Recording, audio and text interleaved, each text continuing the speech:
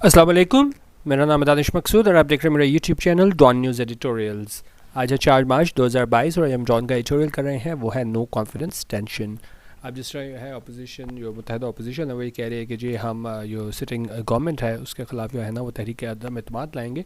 तो उस वाले से बात कर रहे हैं कि नो कॉन्फिडेंस टेंशन के जो तहरीक है इसकी वजह से अगर हम देखें तो अब पीटीआई वाले कुछ परेशानी में दिखाई देते हैं। पहले तो वो कहते थे कि नहीं भाई ये पीडीएम वाले हैं, अपोजिशन वाले आपस में ही लड़ते रहते हैं तो ये क्या है मुत्तहद नहीं हो सकेंगे। लेकिन अब जो है अगर आप इनके वज़रा के भी बयान देखें टीवी पे तो यकीनन जो है ये परेशानी में दिखाई देते हैं। तो उस टेंशन की बात कर रहे हैं कि ये पीटीआई को लाहक है इस नो कॉन्फिडेंस जो तहरीक है उस हवाले से। ठीक है, तो इसको हम देख लेते हैं। आज के एडिटोरियल में 4-5 ईडियम बहुत अच्छे यूज़ हुए हैं, तो उसको हम डिटेल से देखेंगे। ठीक है, अच्छा अभी कह रहे हैं कि जी JUIF चीफ मौलाना Fazal Rahman has claimed that the next 48 hours are important and that a vote of no confidence against Prime Minister Imran Khan is on the verge of being tabled। ठीक है, अच्छा अभी कह रहे हैं जी JUIF के चीफ है मौलाना फजल रहमान, वो क्या है हैज़ क्लेम्ड, उन्होंने दावा किया है। क्या दावा किया है? That the next 48 hours important, ये कि अगले 48 घंटे हैं वो क्या है इंपॉर्टेंट है, अहम है। And that a vote of no confidence against prime minister Imran Khan is on the verge of being table. और ये वोट ऑफ नो कॉन्फिडेंस है किसके खिलाफ? प्राइम मिनिस्टर इमरान खान के। वो क्या है? Is on the verge of being table.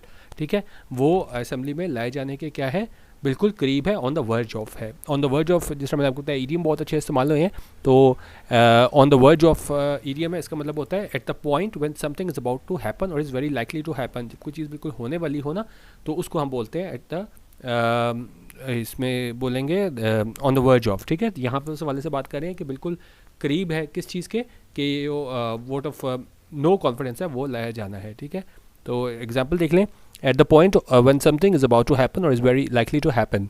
Example sentence में देख लें, क्योंकि जब भी आप कोई ईडियम या वर्ड किया करें तो उसका सेंटेंस लाजमी साथ लिख लिया करें। एग्जांपल देखें, the company was on the verge of going bankrupt, company थी बिल्कुल क्या थी? ऑन द वर्ज ऑफ, यानी बिल्कुल करीब थी क्या होने के? ऑफ गोइंग बैंकरप्ट होने के।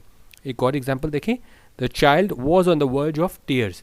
ठीक है, ऑन द वर्ज ऑफ क्या होता है? बिल्कुल होने के। तो जो बच्चा था वो क्या था? On the verge of tears, यानी बिल्कुल रोने के बिल्कुल करीब था। ठीक है, तो ऑन द वर्ज ऑफ बड़ा अच्छा ईडियम है, इसको आप काफ़ी जगह इस्तेमाल कर सकते हैं। अच्छा, other opposition leaders are claiming that they have the numbers needed to defeat the prime minister and bring about a constitutional regime change। उन्होंने कहा ये दूसरे opposition leaders हैं, are claiming, वो क्या है? दावा कर रहे हैं that they have the numbers, कि उनके पास numbers पूरे हैं क्या करने के लिए? needed to defeat the prime minister, जिसकी ज़रूरत है प्राइम मिनिस्टर को डिसीट करने की यानी उनके पावर से हटाने की, and bring about a constitutional regime change, और लाने की क्या चीज़? एक आइनी regime change, यानी कि आप दूसरे को आप ला सकते हो, पूरा जो इनकी regime है उसको चेंज कर सकते हो, और किस तरह? आइनी तरीके से। ठीक है, these leaders are also hinting that the motion for no confidence will be filed in the National Assembly very shortly। और ये लीडर्स जो है ना वो इस तरफ भी इशारा कर रहे हैं कि वो मोशन है वो नो कॉन्फिडेंस का, वो क्या है? विल बी फाइल, वो लाया जाएगा कहाँ पे? नेशनल असेंबली में, वेरी शॉर्टली, यानी कि बहुत करीब अनकरीब ही लाया जाएगा। The government continues to put up a brave face, उनका गवर्नमेंट जारी है क्या करना? Put up a brave face. अच्छा, put up a brave face का क्या मतलब होता है? ये एक ऐसा फ्रेज़ है कि जब जो है ना आप कोई एक बहुत ज़्यादा मुश्किल सूरत हाल हो, डिफ़िकल्ट सिचुएशन हो, लेकिन क्या है वहाँ पे आप प्रिटेंड करो, ये साबित करने की कोशिश करो कि आप बहुत खुश हो, सेटिस्फाइड हो, मुतमईन हो, और जब आप ऐसा नहीं होते। एग्जाम्पल देखें, he felt disappointed but he tried to put on a brave face. ठीक है, कि यानी वो बड़ा डिसअपॉइंटेड था, बड़ा आप कह लें कि जी दिल गिरफ्तार था, लेकिन क्या है उसने कोशिश की, put on a brave face, ये दिखाने की कोशिश की कि वो क्या है मतलब कि मतलब वो खुश और मुतमईन है, लेकिन क्या है असल में वो नहीं था। ये भी यहाँ पे भी यही मतलब है, put up a brave face, कि वो गवर्नमेंट है ना वो दिखाई देती है, put up a brave face यानी कि लोगों को ये दिखाया कि जी वो मुतमईन है, इतने परेशान नहीं है, लेकिन क्या है दर हकीकत ऐसा नहीं है। ठीक है, the government continues to put up a brave face saying it's majority is intact, और वो क्या कहती है कि जी उसकी मेजॉरिटी है वो क्या है?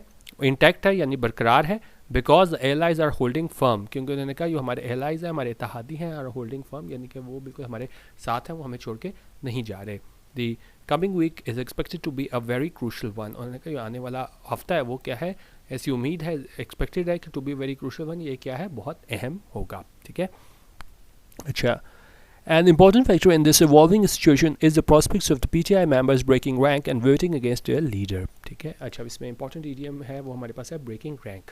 इसका क्या मतलब होता है? If you say that a member of a group or organization breaks ranks, ठीक है, जब आप कहते हो कोई भी member किसी group का या organization का वो क्या है break करता है रैंक्स को, इसका मतलब होता है you mean that they disobey the instructions of their group organisation. तो आपका कहने का मतलब होता है कि उन्होंने क्या है नहीं माना इंस्ट्रक्शंस हिदायत किससे अपनी ग्रुप की या ऑर्गेनाइजेशन की. और यहाँ पे अगर ये बात कर रहा है ना कि इंपॉर्टेंट फैक्टर ये है इस तब्दील होती सिचुएशन में, इवॉल्विंग सिचुएशन में, कि जो प्रॉस्पेक्ट है जो आगे हमें मुस्तकबिल नज़र आ रहा है पीटीआई मेंबर्स का ब्रेकिंग रैंक. ठीक है, और यहाँ पे ब्रेकिंग रैंक का मतलब है कि मुस्तकबिल पीटीआई मेंबर्स का कि क्या है वो नहीं मानेंगे अपने लीडर की बात.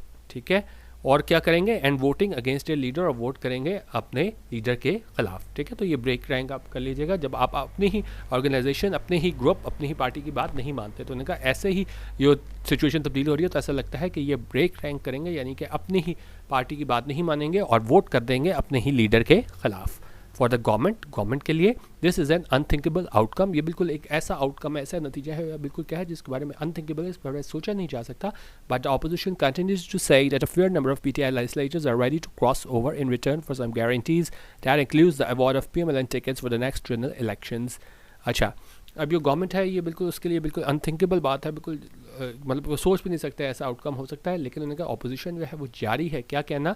वो ये कहना कि that a fair number of PTI legislators के काफ़ी तादाद में जो पीटीआई के लेजिस्लेटर्स हैं are ready to cross over, के वो तैयार हैं क्रॉस ओवर करने के लिए, यानी कि अपनी पार्टी की वफादारी बदलने के लिए इन रिटर्न. और किस चीज़ के रिटर्न में? क्योंकि ज़ाहिर है वो अगर अपनी वफादारी तब्दील करेंगे तो कुछ मांगेंगे भी, तो क्या रिटर्न, किस चीज़ के रिटर्न में? फॉर सम गारंटीज़, कि उनको कुछ गारंटीज़ दी जाएँ. That includes the award of PMLN tickets. तो इसमें शामिल है कि जी पीएमएलएन टिकट्स नेक्स्ट इलेक्शंस में दिए जाएंगे. ठीक है, अच्छा आप कह रहे हैं जी if this PTI MNAs do jump ship. ठीक है, जिस तरह हमने अच्छा जंप शिप का क्या मतलब होता है? टू लीव एन ऑर्गेनाइजेशन और cause either because you think it is about to fail और because you want to join a rival organisation. जब आप अपनी ऑर्गेनाइजेशन, अपने ग्रुप, अपने कॉज, अपने मकसद को छोड़ देते हो, जब आप ये समझते हो और क्या है आप अपने किसी राइवल ऑर्गेनाइजेशन को ज्वाइन कर लेते हो ना, तो वहाँ पर हम कहते हैं जंप शिप. जब आप अपने ग्रुप से, ऑर्गेनाइजेशन से उठ के दूसरे में चले जाओ. और यहाँ पे किस हवाले से बात हो रही है कि if this PTI MNAs do jump ship, यानी कि अपनी ये पार्टी से हट के क्या है दूसरे उसमें चले जाएं, खासतौर पे पीएमएलएन में. तो उन्होंने कहा अगर ये पीटीआई एमएनएस जो हैं वो क्या है डू जंप शिप, फिर क्या होगा? दूसरी पार्टी में चले जाएंगे. फिर होगा they could tilt the vote in favour of the opposition. तो उन्होंने कहा वो क्या टिल्ट कर देंगे वोट, किस चीज़ के फेवर में, किस चीज़ के हम हक में? ये अपोजिशन के. However, अच्छा अब इसमें मसला क्या है, क्योंकि इसमें हम मसला जो है आगे वो देखते हैं. However, they would also then trigger the disqualification clause because of floor crossing. अच्छा अब देखिए हमारे पास एक फ्लोर क्रॉसिंग के होता है क्लॉज के, जी आप उसको क्या है डिस्क्वालीफाई कर दो, ये फ्लोर क्रॉसिंग करें. अब ज़ाहिर है उनको फ्लोर क्रॉसिंग करनी पड़ेगी अपनी, जिस तरह ऊपर जंप शिप की बात हुई है कि अपनी पार्टी से उठ के दूसरी पार्टी में जाना पड़ेगा. तो उन्होंने कहा ये जो मसला है ना वो ये ट्रिगर कर देगा, यानी कि ये इसको इन मोशन ले आएगा कि disqualification clause because of floor crossing. जब फ्लोर क्रॉसिंग करेंगे फिर लोग कहेंगे कि जी इसको क्या है डिस्क्वालीफाई किया जाए. अच्छा अब इसको ऑपोजिशन वाले कैसे पूरा कर रहे हैं, क्योंकि ज़ाहिर है उन्होंने बिल वापस ला के वो दूसरे मेंबर्स को तो लाना है, तो वो इस बात से डरे हुए हैं कि भाई अगर हम अपनी पार्टी चेंज करेंगे तो क्या है हमें डिस्क्वालीफाई कर दिया जाएगा. लेकिन उसके जवाब में क्या कह रही है opposition? This eventuality has been the topic of discussion for many weeks, and the optimists within the opposition maintain that they have been able to provide some answers to these legislators. उन्होंने कहा ये eventuality है, आखिरकार मतलब ये होना है, has been the topic of discussion, वो रहा है एक topic of discussion for many weeks, बड़े हफ्तों से ये जो है ना बात ज़ेरे बहस रही है. and optimists within the opposition maintain, optimist जो क्या है किसी चीज़ का जो है ना वो पॉजिटिव उसका एस्पेक्ट देखते हैं, तो जो अपोजिशन में ऐसे लोग हैं वो ये मेंटेन करते हैं, वो बरकरार रखते हैं. They have been able to provide some answers to the legislators, कि उन्होंने कहा है कि जी हमने अब कुछ आंसर्स दिए हैं ऐसे लेजिस्लेटर्स को, ये इस बात में परेशान है कि भाई इन पे जो है ना वो डिस्क्वालिफिकेशन की तलवार ना मंडला जाए. वो कह रहे हैं जी one argument they are peddling is that the process of disqualification can be a long drawn out affair. अच्छा अब उसमें एक जो आर्ग्यूमेंट दे रहे हैं कि दे आर पेडलिंग. जब किसी आर्गूमेंट को आप पैडल करते हो उसका मतलब होता है कि आप उस आइडिया को प्रमोट कर रहे हो.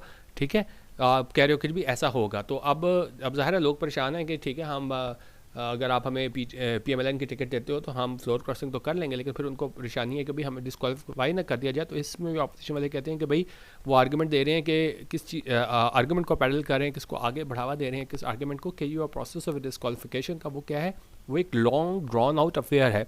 इसका क्या मतलब होता है? ड्रॉन आउट अफेयर का मतलब होता है कि lasting longer than is usual और नेसेसरी। कोई ऐसी चीज़ जो है ना वो जितना आपको उम्मीद हो कि चलेगी उससे बहुत ज़्यादा चले, ठीक है। जिस तरह एग्जाम्पल देखें, this dispute has been a long drawn out affair, ठीक है, एक्सटेंडेड आप कह लें, लेंथ ही कह लें।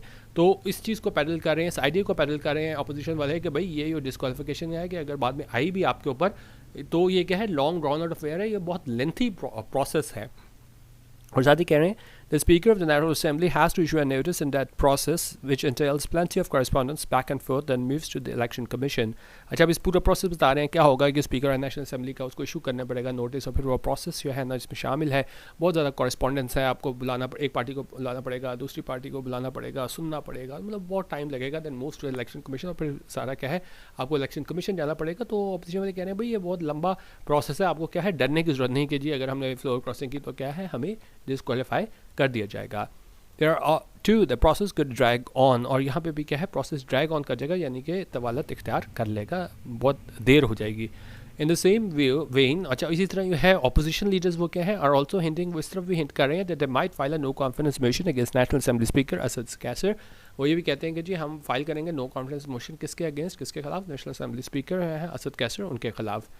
If they manage to succeed and replace him with someone from their ranks, अच्छा अभी तो ये कह रहे हैं कि अभी ही बहुत लंबा ये प्रोसेस है, लेकिन क्या अगर वो कामयाब हो गए क्या करने में, रिप्लेस करने में, तब्दील करने में, किसके साथ, with someone from their ranks, अपनी पार्टी का बंदा हुआ लाने में कामयाब हो गए स्पीकर के तौर पे, फिर क्या होगा, then the disqualification process can become even lengthier. तो अभी भी उन्होंने कहा कि बड़ा लंबा प्रोसेस है डिस्क्वालीफाई होने का, लेकिन अगर उनका अपना ही बंदा वहाँ पे स्पीकर आ जाए नेशनल असेंबली का, तो उन्होंने कहा ये डिस्क्वालिफिकेशन प्रोसेस है वो क्या है मज़ीद तवालत इख्तियार कर लेगा और उसमें टाइम लगेगा ये सारी चीज़ों को वाइंड अप करने में।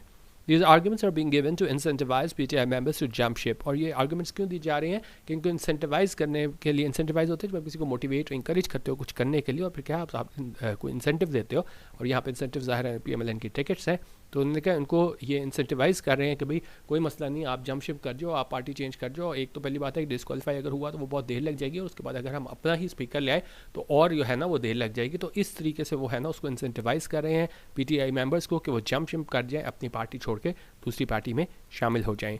The score card however remains uncertain at this point, लेकिन उनका ये स्कोर कार्ड है, यानी स्कोर कार्ड के कितने लोग है ना वो इस हक में हो जाएंगे वोट ऑफ नो कॉन्फिडेंस के, वो क्या है हाउएवर रिमेन्स अनसर्टन, कि अभी वो क्लियर नहीं है एट दिस पॉइंट, ठीक है। क्योंकि आप अपनी तरफ से तो पूरे कर रहे होते हो, लेकिन हमने पहले भी देखे हैं सेनेट के इलेक्शन में और दूसरे इलेक्शंस में भी कि एंड टाइम पे है ना वो बाजी पलट जाती है। तो उन्होंने कहा ये स्कोर कार्ड है कि भाई कौन किसकी तरफ है वो अभी अनसर्टन है, गैर यकीनी है इस टाइम पे, ठीक है।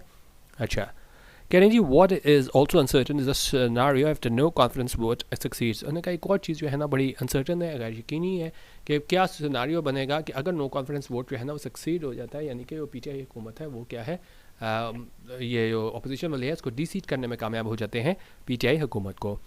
The PMLN leadership has been insistent that fresh elections should be called as soon as possible। इनका PMLN की लीडरशिप है वो क्या है इंसिस्टेंट है, यानी इस चीज़ पे स्टार्ट कर रही है that fresh elections should be called, कि जो फ्रेश इलेक्शंस हैं वो कराए जाएँ as soon as possible, जल्द से जल्द।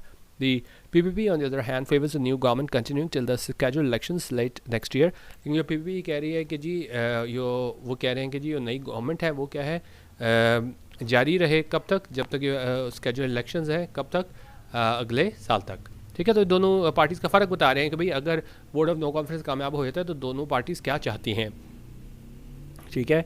There is no clarity whether two sides have been able to narrow their differences and agree to a final decision। और इनके इस बारे में कोई क्लैरिटी नहीं है, कोई वाज़ेह बात नहीं है कि क्या दोनों साइड जो है ना वो अपने डिफरेंसेस से, अपने इख्तलाफात हैं उनको क्या है नैरो करने में कामयाब हुए हैं, उनको क्या है हल करने में कामयाब हुए हैं and agree to a final decision, और उन्होंने कोई इसी फाइनल डिसीजन पर पहुँच गए हैं। This also means that those being asked to cross sides, allies as well as PTI members, remain uncertain of what they would gain, what they wish to switch sides। उन्होंने इसका ये भी मतलब है कि उन लोगों को जिनको कहा गया है कि जी अपनी साइड्स क्रॉस करें, यानी कि पार्टी वफादारी बदलें, उसमें कौन कौन शामिल है डैश लगा के बता रहे हैं। एलाइज इत्तेहादी भी as well as PTI members, और साथ ही पीटीआई मेंबर्स भी हैं। रिमेन अनसर्टन, वो अनसर्टन है, गैर यकीनी की सूरत हाल का शिकार है। Of what they would gain, कि क्या उनको फ़ायदा हासिल होगा। What they to switch sides, अगर वो या है ना वो स्विच साइड्स करें, यानी कि वफादारी बदलें, पीटीआई से पीएमएलएन में जाएँ। The PMLQ would ideally want the chief ministership of Punjab for Chaudhry Parvez Elahi। उन्होंने कहा जो PMLQ है वो चाहेगी कि जी उसको चीफ मिनिस्टरशिप मिले पंजाब की चौधरी परवेज इलाही को, बट डैट वुड मीन, लेकिन उसका ये मतलब होगा लिटल इफ़, लेकिन उसका मतलब कोई ख़ास मतलब नहीं होगा। If fresh elections are called within a few months, कि अगर फ्रेश इलेक्शंस को है ना वो कॉल कर लिया जाए, यानी करा दिया जाए with in a few months, कुछ महीनों में, क्योंकि ज़ाहिर है कुछ महीनों के लिए तो आपको चीफ मिनिस्टरशिप लेने का कोई फ़ायदा नहीं है। उनका द सिचुएशन रिमेन्स टेंस, उनका सारी सूरत हाल है क्या है वो है टेंस है, ठीक है, टेंशन में है सारी पार्टीज़ कि क्या बनेगा। तो दोनों तरीके से टेंशन है, एक तो ये भी टेंशन है कि भी नंबर पूरे होते हैं कि नहीं, फिर वोट ऑफ नो कॉन्फिडेंस कामयाब होता है कि नहीं, अगर कामयाब हो गया तो क्या होगा, नाकाम हो गया तो क्या होगा, और किस तरीके से है ना आप कह तो रहे हो कि आप अपनी वफादारी बदलो, लेकिन फिर ज़ाहिर है आप उनको इन रिटर्न में आपको पीएमएलएन की टिकट्स देनी पड़ेंगी, और फिर जो पहले ही पीएमएलएन के लोग हैं अब वो कहेंगे देखें भाई सारी ज़िंदगी हमने आप लोगों के लिए काम किया, एंड टाइम पे आपने सिर्फ इसको पीटीआई की हुकूमत गिराने के लिए जो है ना उनको आपने लालच दे के इधर पार्टी में शामिल कर लिया और उनको टिकट्स दे दिया, तो ज़ाहिर है ये पहले से ये ओरिजिनल लोग हैं इसके पीएमएलएन के, तो फिर वो क्या कहेंगे। तो उस हवाले से सारी ये सिचुएशन मैंने बात की है कि बहुत टेंस है दोनों सूरतों में, वोट ऑफ कॉन्फिडेंस जो है कामयाब भी होता है तब भी और नहीं होता है तब भी, ठीक है। तो ये आज का हमारा एडिटोरियल। बाकी आपने डीएम व्हाट्सएप ग्रुप ज्वाइन करना हो तो 0312 419 1070 यहाँ पे आप व्हाट्सएप करें, स्क्रीनशॉट सेंड करें, 200 रुपीज़ इजी पैसा का ये ट्रांजैक्शन की आईडी का स्क्रीनशॉट सेंड करेंगे तो आपको 24 घंटे में ग्रुप में शामिल कर लिया जाएगा, और वहाँ पे हम पीडीएफ वगैरह शेयर करते हैं, और डेली डॉन एडिटोरियल वीडियो और डॉन हाइलाइट्स होते हैं, वो आप चेक कर सकते हैं।